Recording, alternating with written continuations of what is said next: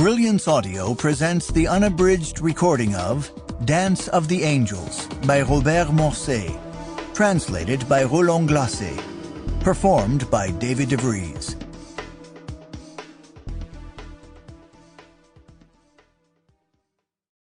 Chapter 1.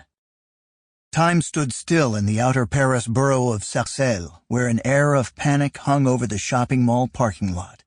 The gawkers opposite the bank held their breath, while the cops from the elite squad stood poised. They'd gotten the red alert, but were now obliged to wait for orders. The graffiti-covered walls of the housing projects were streaked with flashing blue lights. In these rough neighborhoods, the local artists seemed to favor war scenes. An icy wind whipped at the faces of the SWAT team as they caressed the triggers of their assault rifles, watching impatiently for the arrival of the big boss. They'd surely have to go in and clean up once Bulldozer got here. Deputy Commissioner of the Anti-Crime Brigade, Loïc Le Goënec, better known as the Celt, had been freezing his balls off for hours in this filthy ghetto, stuffed full of immigrants, the jobless, and thugs who'd love to bust the whole place apart.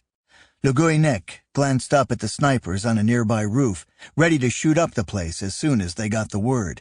Yet again, luck was not on the veteran cop's side. Why did holdups gone wrong always occur on his days off? I was supposed to go see the new James Bond film in surround sound. I'm cursed. The owners of the shops on either side of the bank had lowered their metal shutters and switched on their alarm systems. Farther away, across the parking lot, the scavengers of the small screen waited patiently, determined not to miss a single scrap of the happy ending, while secretly dreaming of a massacre live on air. Great for the ratings, buddy. Housewives below 50 have a weakness for stories that reek of death. Philippe Schneider, high priest of the evening news, was already there.